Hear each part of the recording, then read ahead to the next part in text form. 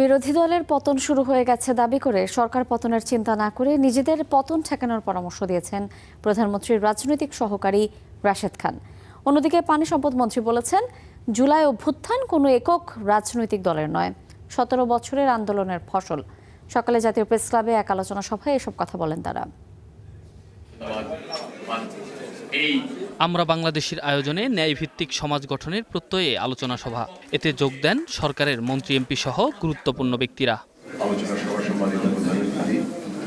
এ সময় প্রধানমন্ত্রীর রাজনৈতিক সহকারী রাশেদ খান বলেন, যারা বাংলাদেশের অস্তিত্বের স্বীকার করে না তারা আজ বাংলাদেশের বিরোধী দল। এটি লজ্জাজনক। তাদের হাতে দেশের সার্বভৌমত্ব নিরাপদ নয় বলেও তার দাবি। একের পর এক হুমকি, পতনের হুমকি, মিথ্যাচার এবং আমাদের মাননীয় মন্ত্রীদের নিয়ে নানান ধরনের বক্তব্য দেওয়া হচ্ছে। মিথ্যাচার করছেন, প্রপাগান্ডা রাজনীতি করছেন, এগুলো আপনাদেরকে বন্ধ করার আহ্বান জানাচ্ছি।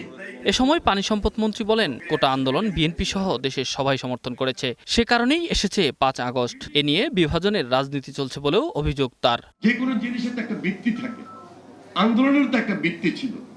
এই ভিত্তিটা ছিল 17 বছর। আমাদের সাধারণ ছাত্রছাত্রী, শিক্ষার্থী, সাধারণ মানুষ, ইয়াং জেনারেশন, প্রজন্ম যেভাবে ঐক্যবদ্ধ হয়েছে, আবার বলছি এটা কোনো দলের আন্দোলন ছিল, এটা মেধাবীদের সংগ্রাম ছিল। তাদের সঙ্গে আমরা একত্রিত হয়েছি এবং ওই ভিত্তিটাকে পূর্ণাঙ্গভাবে আমরা সবাই মিলে রূপ দিয়েছি। বিদায় 5 আগস্ট আমরা হাতে পেয়েছি এবং এটা আল্লাহর হুকুম। আলোচনা সভায় এনসিপি নেতা নাসিরউদ্দিন পাটোয়ারির নানা বক্তব্যে তীব্র সমালোচনা করে মন্ত্রী বলেন, তার জন্য বিরোধী দলের ভাবমূর্তি ক্ষুণ্ণ হচ্ছে।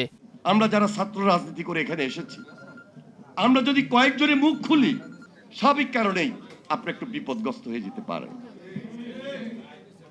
কিন্তু এই রাজনীতি ত্যাগ করেন। এটা অপরাজনীতি, এটা মানুষ গ্রহণ করেন। Enamul Haque, star news, Dhaka.